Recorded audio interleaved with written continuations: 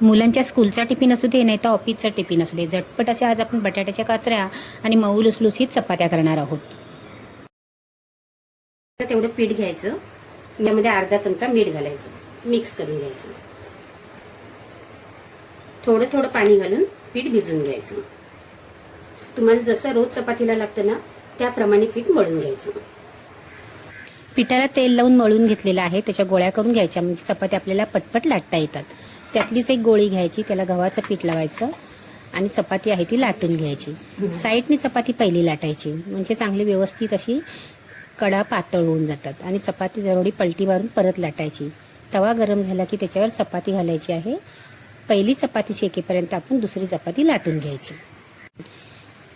थोड्या वेळाने चपाती लगेच पलटी करायची आहे आणि गॅस मध्यम ठेवायचा. मध्यम किंवा तुम्हाला फास्ट पाहिजे तर फास्ट ठेवायचा. आणि चपाती दोन्ही साईडनी खरपूस अशी आपल्याला भाजून घ्यायची आहे. चपाती फुलली नाही तरी चालेल, पण चपाती चांगली शेकली ना तर खायला पण खूप चांगली लागते आणि टेस्टी पण लागते, अशी गजगजीत लागत नाही. दोन्ही साईडनी तेल लावायचं आणि चपाती अशी चाळणीवरती काढायची म्हणजे ते शेदवत नाहीत. त्याच पद्धतीने दुसरी पण चपाती आपल्याला शेकून घ्यायची आहे. पहिली चपाती शेकेपर्यंत दुसरी चपाती लाटून पण होते. आणि चपात्या सारख्या अशा पलटी करायच्या नाही. सारखी पलटी केली, गॅस एकदम बारीक ठेवला तर चपात्या चामट होतात. चपातीमध्ये तुम्ही तेल नाही भरलं, पीठ नाही भरलं ना तरी एकदम मऊ लुसलुशीत अशा रोजच्या सकाळच्या घाई गडबडीमध्ये चपात्या खूप छान होतात. बघू शकता तुम्ही किती मऊ लुसलुशीत अशा चपात्या तयार झालेल्या आहेत. दुसऱ्या दिवशीपर्यंत एकदम मऊ अशा चपात्या राहतात. या गोळीमध्ये नाही तेल भरलेलं, नाही पीठ भरलेलं किंवा जास्त तेलाचा वापर पण केलेला नाही, तरी पण मऊ लुसलुशीत अशा टिफिनसाठी चपात्या तयार झालेल्या आहेत. बटाट्याच्या काचऱ्या बनवण्यासाठी ते 1/2 किलो बटाटे घेतलेले आहेत, त्यांना सोलून घ्यायचे.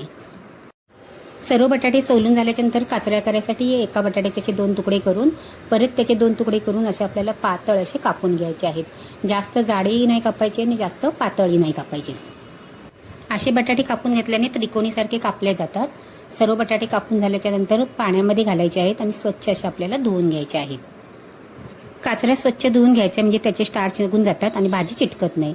आणि चाळणीवरती नितळायला ठेवून द्यायचे. कढई गरम झाली की मोठा 1 चमचा तेल घालायचं, अर्धा चमचा राई घालायची आणि पाव चमचा जिरं घालायचं. राई जिरं चांगलं तडतडलं की 2 हिरव्या मिरच्या, 7 ते 8 लसूणच्या पाकळ्या चिरून घालायच्या. 5 ते 6 कढीपत्त्याची पाने चांगली परतून घ्यायची आहेत. आणि मोठा 1 कांदा बारीक चिरून घ्यायचा, त्याला पण आपल्याला परतून घ्यायचा आहे.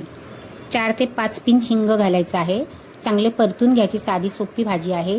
छोटा 1 चमचा हळद घालायची, 1 चमचा मॅगी मसाला, अर्धा चमचा गरम मसाला आणि 2 चमचे घरचा लाल मसाला घालायचा, जसं तुम्हाला तिखट पाहिजे ना त्याप्रमाणे. आणि 1 चमचा धना पावडर, छोटा अर्धा चमचा जिरे पावडर घातलेले आहेत. हे सर्व मसाले आपल्याला बारीक गॅस करून चांगले परतून घ्यायचे आहेत. साधी सोपी भाजी आहे पण चवीला खूप अप्रतिम लागते. नक्की एकदा तुम्ही करून बघा. आणि ह्या काचऱ्या घालायच्या, अशा त्रिकोणी कापायच्या, दिसतात पण छान आणि पटकन शिजतात पण वेळ लागत नाही. चवीप्रमाणे मीठ घालायचं, मिक्स करून घ्यायचं आणि झाकण ठेवून अधूनमधून मिक्स करत हिला आपल्याला शिजवून घ्यायची आहे. तुमचा ऑफिसचा टिफिन असू दे नाही तर तुमचा स्कूलचा टिफिन असू दे, झटपट अशी ही भाजी तयार होते. तुम्ही सकाळची चपाती किंवा भाकरी करताना त्याच तव्यावरती ह्या काचऱ्या केल्या ना तरी पटकन होतात, वेळ लागत नाही. आपला बटाटा शिजला की आपली भाजी तयार झालेली आहे समजायची. वरून कोथिंबीर घालायची आणि गॅस बंद करायचा. ह्या भाजीसाठी ना जास्त घरचा मसाला वापरू नका. तिखट होण्यासाठी थोडीशी मिरची घालायची आणि थोडंसंच आपण घरचा लाल मसाला घालायचा. भाजी चवीला अप्रतिम लागते. नक्की एकदा तुम्ही करून बघा आणि आवडली तर लाईक करा. झटपट टिफिनसाठी बटाट्याच्या काचऱ्या आणि मऊ लुसलुशीत चपाती तयार आहे. आवडली तर नक्की लाईक करा. थँक्यू.